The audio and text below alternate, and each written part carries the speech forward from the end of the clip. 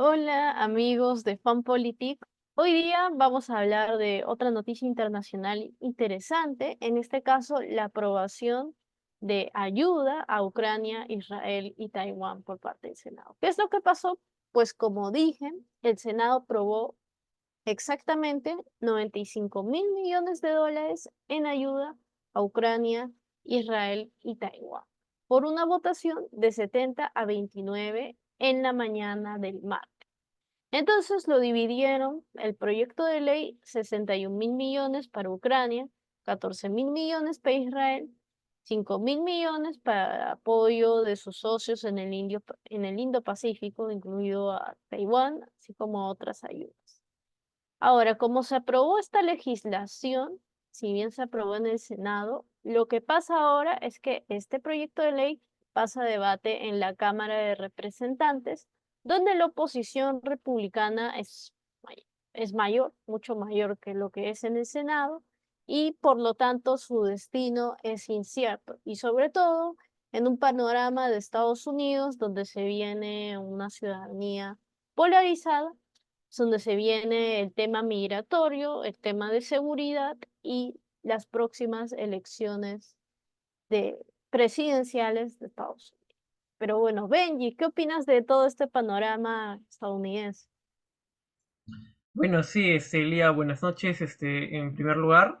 Bueno, me parece que la situación de los Estados Unidos es sumamente compleja, ¿no? A nivel de que vamos a ver cómo es que en la Cámara de Representantes se llega o no a aprobar esta medida o este paquete de ayuda para Ucrania, en primer lugar, segundo para Israel y finalmente para Taiwán, ¿no? Yo creo que lo más probable es que no se llegue a aprobar este paquete de ayudas porque, como vemos, estamos en año electoral, en una plena carrera presidencial, ¿no? Donde ya sabemos más o menos quiénes van a ser los candidatos, ¿no? Por un lado tenemos a Donald Trump, ¿no? Que está arrasando con las elecciones primarias en los Estados Unidos, y por el otro lado tenemos a Joe Biden, ¿no? Que claramente es el que va a liderar, aunque obviamente también hay ciertas dudas con respecto a su salud mental, ¿no? En los últimos días se ha estado equivocando mucho, haciendo alusión a quizás personajes que no debería haber mencionado, a eventos que no debería haber mencionado, ¿no? Entonces vamos viendo también cómo es que estas elecciones también se van viendo un poco truncadas por estos temas, ¿no? Pero bueno, dentro de todo vemos a Trump y a Biden, ¿no? Como los dos candidatos que se van a enfrentar. Y vemos cómo es que ya desde la propia política en estos momentos ya se están moviendo las fichas para ver quién gana mayor apoyo dentro de las próximas elecciones, ¿no? Vemos cómo es que mediante la Cámara de Representantes, ¿no? Y la mayoría republicana en la Cámara de Representantes, se busca, por ejemplo, bueno, se le ha planteado un impeachment a justamente al encargado de la seguridad, al secretario de Seguridad Nacional de los Estados Unidos, ¿no? Justamente por la falta de control en materia de migratoria, ¿no? Y bueno, yo considero que a raíz de esto también es poco probable que los republicanos vayan a apoyar la medida que está planteando el actual gobierno, ¿no? De Joe Biden, es decir, los demócratas, ¿no? Teniendo en cuenta no solamente la mayoría republicana en la Cámara de Representantes, sino también que es mucho más conveniente para los republicanos que estas ayudas no se den, ¿no? Porque los republicanos como tal defienden la idea de que este dinero deba quedarse dentro del propio país para satisfacer las necesidades, para solucionar las problemáticas de los republicanos, bueno, no solamente de los republicanos, ¿no? Sino de toda la ciudadanía americana, ¿no? Que durante los últimos 20 años se ha visto afectada por una gran cantidad de problemáticas, ¿no? Vemos cómo es que el fentanilo está abundando y matando a cientos de miles de personas dentro del territorio de Estados Unidos. Vamos viendo cómo es que, por ejemplo, los niveles de las personas que son vagabundas se va incrementando, vemos más personas en las calles, vemos más personas también que se quedan sin trabajo, ¿no? Pese a que como tal Biden ha logrado disminuir bastante el desempleo, aún persisten estas problemáticas, ¿no? Pero sobre todo vamos viendo también cómo es que la migración va afectando fuertemente a la percepción que tiene la propia ciudadanía norteamericana sobre los valores no norteamericanos, ¿no? en estados republicanos vamos viendo cómo es que este sentimiento en contra de los migrantes va creciendo mucho más, ¿no? Y se va generando este sentimiento de quizás contraposición al ciudadano migrante, ¿no? Estados, por ejemplo, como Texas, están convirtiéndose mucho más radicales en relación a estas cuestiones, ¿no? Entonces vamos viendo también cómo es que estas situaciones van a ir afectando poco a poco a la situación que se está dando dentro de los Estados Unidos, motivo por el cual, como nuevamente voy a repetir, es poco probable que se vaya a aprobar este paquete de ayudas para Ucrania, para Israel y también para Taiwán, ¿no? En este sentido, quizás en el mejor de los casos, los demócratas tendrían que negociar justamente la cabeza bueno, del secretario de Seguridad Nacional para que aprueben como tal el paquete de ayudas, ¿no? Pero si lo ponderamos, es mucho más beneficioso para el lado republicano que para el lado demócrata, ¿no? Motivo por el cual creo yo que va a ser poco probable que este tipo de situaciones vaya a pasar, ¿no? Entonces vamos a ver cómo es que los republicanos van a evitar que estas ayudas se lleven a cabo, ¿no? No sé qué opinas, Lía. Claro, y justamente la aprobación de un juicio político contra el secretario de Seguridad Nacional, prácticamente los argumentos están centrados en una supuesta dejación de funciones por su gestión de lo que está pasando en la frontera con México. Porque, como tú bien has dicho, el gobernador de Texas, es lo que había pasado, que había dado la orden a la Guardia Nacional para hacerse con el control de la localidad fronteriza, porque en diciembre se disparó el número de entradas de inmigrantes irregulares. Entonces, bueno, la entrada de migrantes. Entonces, lo que hizo Joe Biden fue que apeló a los tribunales contra esa decisión, porque argumentó que eso impedía a la patrulla fronteriza, que tiene control federal, hacer su trabajo. Y bueno, la Corte Suprema le dio la razón y lo que dijo es que ordenó que retiraran alambradas que habían puesto justamente la Guardia Nacional de Texas en la localidad fronteriza. Pero el gobernador interpretó el dictamen de otra manera, que era que los agentes fronterizos, los agentes de su Guardia Nacional, claramente, podrían cortarla para auxiliar a algún migrante, pero que no debían retirar. Entonces, justamente ese choque de visiones, como es en el tema migratorio, es prácticamente lo que impera ahora en Estados Unidos y lo que va a resaltarse en las próximas elecciones presidenciales. Sí, el enfoque debe ser en los temas internos, como es el tema de la migración, el tema de la seguridad, en particular el tema del fentanilo, como resaltaste, Benji, o si debemos priorizar el tema exterior, o si debe haber un balance entre ambos. Porque si bien es cierto que Estados Unidos tiene muchas proyecciones en continentes, hay algunos que, gran parte de la ciudadanía que está cuestionando este tipo de enfoques debido a las repercusiones que tienen internamente. Y por ello es que giran a alternativas como Trump. Trump como, bueno, en su primer mandato, como ustedes recordarán, pues tiene un enfoque más proteccionista, tiene una política exterior que gira más hacia el aislacionismo de Estados Unidos pre-Segunda Guerra Mundial. Y prácticamente con él sería el retorno al bilateralismo, no tanto al multilateralismo como tal, que Estados Unidos salga de muchas obligaciones contenidas en tratados, como lo hizo, por ejemplo, con el Acuerdo de París o con acuerdos nucleares, retirarse de organizaciones internacionales. Entonces, todo sería una política exterior más aislacionista. Y hay un choque de visiones ahora mismo en Estados Unidos que están prefiriendo esa opción, gran parte de la ciudadanía.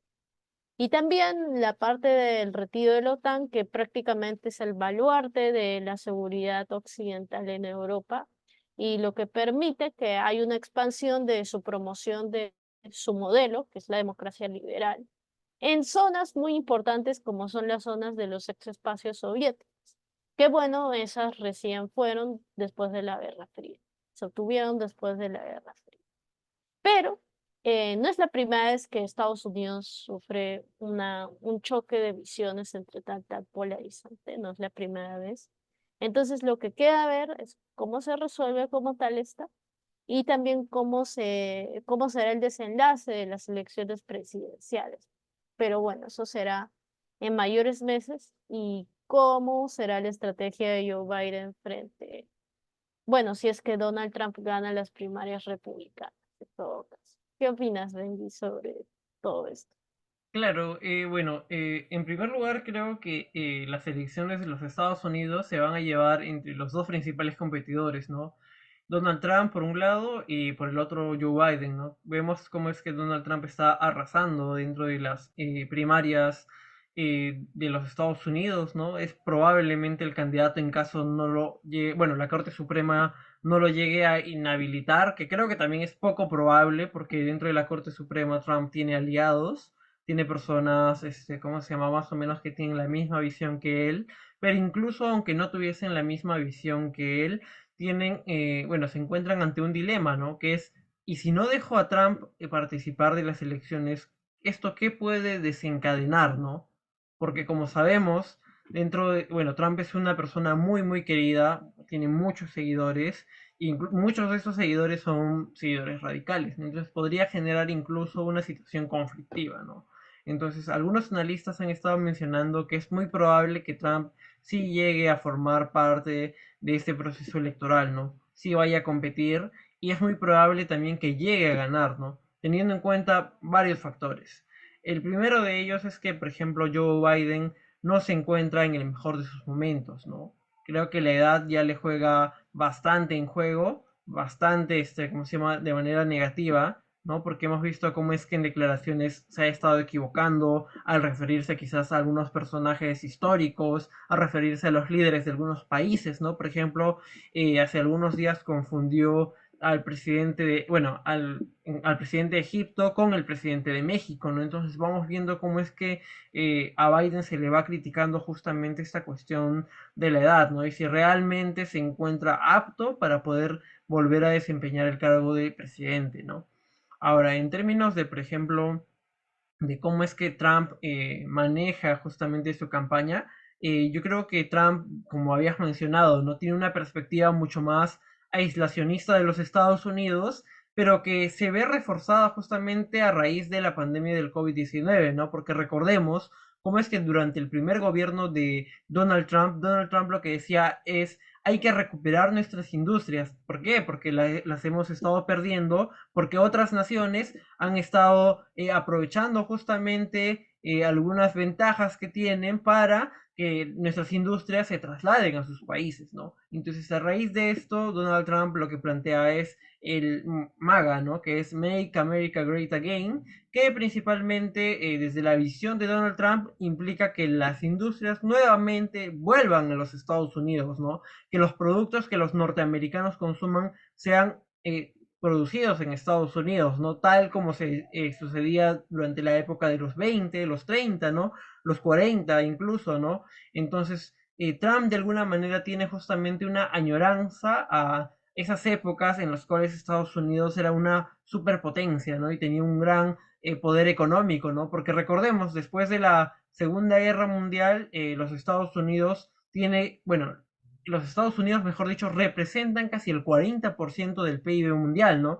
En la actualidad vemos cómo es que la economía estadounidense ya no representa ese 40%, sino un 20 a un 23%, entonces vamos viendo cómo es que hay añoranza por ese tipo de situaciones, ¿no? Pero sobre todo también vamos viendo cómo es que a producto de la pandemia del COVID-19, los Estados Unidos se ve afectado por la globalización misma, ¿no? Porque vemos cómo es que las vacunas, vemos cómo es que las mascarillas y otro tipo de productos sanitarios no se producen en grandes cantidades dentro del territorio norteamericano, lo que implica la vulnerabilidad del propio sistema americano, ¿no? Lo que fortalece aún más la narrativa de Donald Trump de nuevamente traer a las industrias a los Estados Unidos, ¿no? Vemos como, por ejemplo, durante esa época las mascarillas principalmente se fabricaban en China, las vacunas principalmente se empaquetaban, fabricaban en la India, ¿no? Y si bien habían empresas norteamericanas que también realizaban este proceso, eran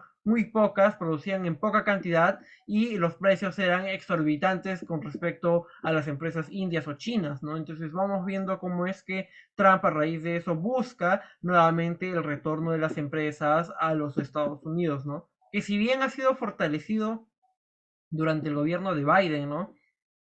Producto también de esta continuidad que existe dentro de la política norteamericana.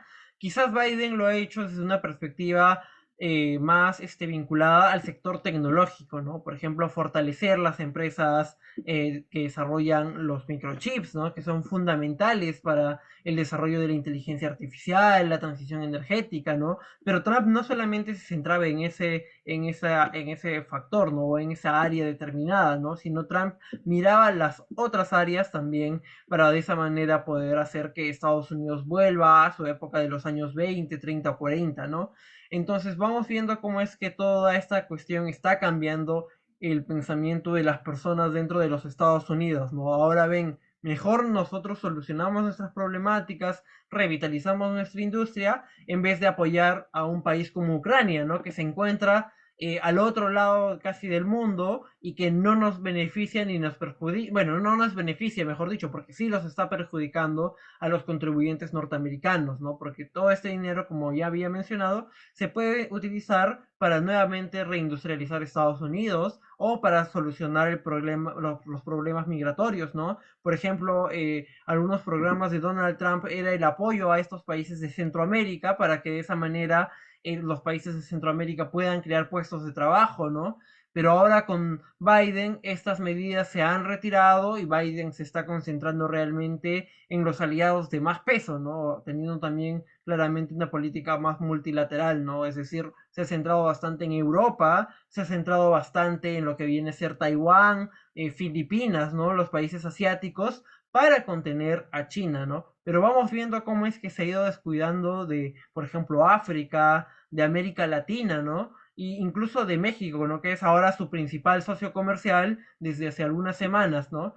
Pero también vemos cómo es que, por ejemplo, si bien Estados Unidos ha estado tomando estas medidas para contener a China y a Rusia, está dejando, por ejemplo, de lado a América Latina, ¿no? No le está brindando la ayuda que, por ejemplo, le brindaba en años anteriores a países del Caribe para evitar la migración, ¿no? O no vemos que está planteando proyectos, por ejemplo, para contener la influencia china dentro de países como el Perú, ¿no? Por ejemplo, con el puerto de Chancay o en países como Chile, ¿no? Donde, por ejemplo, las empresas chinas están invirtiendo fuertemente en el litio, ¿no? Entonces vamos viendo cómo es que, por ejemplo, Biden se ha estado concentrando, sí, en el aspecto multilateral, pero ha estado dejando de lado su propia casa y, como se le dice, ¿no? También su patio trasero, que vendría a ser todos los países de América del Sur, no incluido México, ¿no? Entonces, no sé más o menos cuál es tu visión también el día. Claro, prácticamente en realidad, bueno, esta es mi opinión, que esta visión de Estados Unidos no comenzó tanto, bueno, no empezó, no empezó como tal con Trump, sino empezó más discretamente con Obama, porque Obama, ante el crecimiento de China, lo que él decretó, lo que él consideró, fue un cambio más progresivo hacia la competencia estratégica con el Asia. Y eso interpretado como un desinterés por el medio ambiente, como digo, progresivo, porque no fue algo tan rápido, un proceso tan rápido como el que se vivió por Trump. Y Biden, de hecho, también sigue ciertos estrados de bueno, ciertos pilares, mejor dicho, de la política exterior de Trump, porque si bien recordamos que fue casi lo primero que pasó cuando Biden llegó al poder, que en Kabul, en agosto de 2028, pues se tuvo que retirar al ejército estadounidense de Afganistán, lo cual prácticamente fue visto por la ciudadanía estadounidense como una derrota tal como la que tuvieron en Vietnam. Entonces, esta visión de Estados Unidos está imperante, este tema interior sobre el exterior, y también está, como digo, la competencia estratégica hacia el Asia, que tanto Biden como Trump lo tienen como enfoque, es decir, ambos sí lo comparten como tal. Y ahora que el eje Moscú-Pekín está más sólido porque se basa en intereses comunes, entonces eso le da un giro a qué es lo que pasará con Occidente. Pero como digo, no es un tema que haya surgido, que es la primera vez que surja, pero también es un tema global, porque sí hay varios líderes, por ejemplo, que en Europa también están surgiendo, que también tienen un similar concepto contra la globalización. Y en ese ímpetu, me acuerdo que en un artículo en Le Point, que justamente decían que habían tres factores que contribuían a eso, que era, bueno, dos factores principalmente, que eran el aumento de las desigualdades y la revolución tecnológica, porque si uno analiza bien, prácticamente los principales conflictos entre los estados tienen lugar en zonas donde la integración económica no ha funcionado de una manera efectiva. Por ejemplo, zonas vulnerables como es Medio Oriente, como fue Afganistán, como es el Congo, como Somalia, etcétera. Entonces está a ver cómo se desenvuelve y también cómo la competencia geoestratégica con Asia, que es un proceso al que ha girado Estados Unidos desde Obama en realidad. Y bueno, eso sería todo mi comentario en realidad por mi parte. No sé si tendrías otro comentario adicional o final, Benji. Bueno, sí, claro, me gustaría mencionar ahora un poquito a la Unión Europea, ¿no? Justamente a raíz de que hablamos un poco más acerca de cuál es la visión de Trump, ¿no? Más o menos cuál sería también bueno, cuáles serían también las posibles acciones de Donald Trump de llegar a la presidencia, ¿no? Como te venía mencionando, ¿no? Yo creo que Trump se va a ir un tanto más por el lado aislacionista, quizás el apoyo a Ucrania realmente sí llega a disminuir, ¿no? Porque veo que Trump en sus declaraciones manifiesta claramente, ¿no? Que él, por ejemplo, dice que en 2 días después de llegar al poder, la guerra en Ucrania finalizaría, ¿no? Que creo que también, por ejemplo, para él es conveniente, ¿no? Porque de alguna manera, que los Estados Unidos esté gastando tanto dinero en una guerra que ya se sabe que no va a llegar a un buen punto, ¿no? Porque Ucrania no ha logrado obtener los logros que debía lograr para de esa manera quizás hacer que Rusia vaya a negociar, ¿no? Entonces es poco probable que Ucrania vaya a triunfar, ¿no? Sumado a que el frente de batalla está estancado, sumado también a justamente lo que comentábamos en el video anterior, ¿no? Cómo es que Zelensky ha cambiado a Zaluzhny como comandante en jefe de las fuerzas ucranianas, ¿no? Entonces ahora va a haber un nuevo comandante, ¿no? Alexander Sirsky, justamente quien se va a encargar de las tropas, pero que es más impopular y que, como sabemos, cuando se reestructura un grupo, ¿cómo se llama esto de aquí? No se genera también esta confluencia, ¿no? Como tal. Entonces es poco probable también que Ucrania vaya a obtener logros, ¿no? A raíz de eso creo que la visión de Trump es de alguna manera la más realista con respecto al tema de la situación. Y yo creo que Trump obligaría a Ucrania a negociar con Rusia, ¿no? Si es que Rusia también se anima, porque yo creo que ahorita Rusia está viendo, ¿no? Cómo es que hay fisuras dentro del liderazgo occidental, porque vemos cómo es que los republicanos y los demócratas no apoyan. Vemos cómo también, por ejemplo, en la Unión Europea,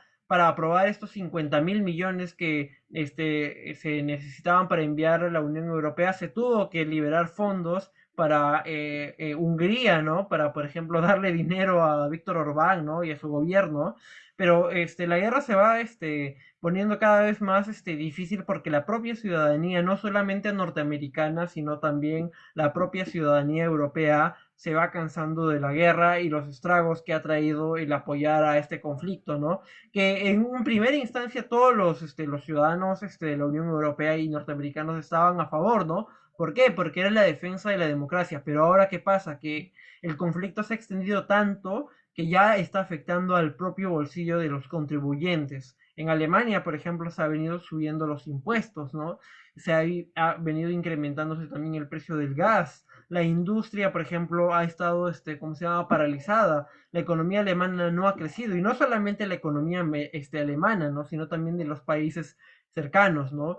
Ahora, por ejemplo, yo creo que con una llegada de Trump veríamos a una Unión Europea un tanto más independiente, porque incluso Trump ha mencionado, ¿no?, en sus declaraciones, que Trump no va a defender los países de la Unión Europea, o bueno, los países de la OTAN, mejor dicho, que no contribuyan con el 2% de su PIB en la OTAN, ¿no? Entonces vamos viendo también cómo es que esto puede generar que la independencia europea, ¿no?, en materia de seguridad sea una realidad, ¿no?, tal como tanto lo quiere Emmanuel Macron, ¿no? Entonces vamos viendo quizás que el escenario futuro se vaya ordenando en una perspectiva de tener a un Estados Unidos mucho más aislado, pero igual de influyente, ¿no?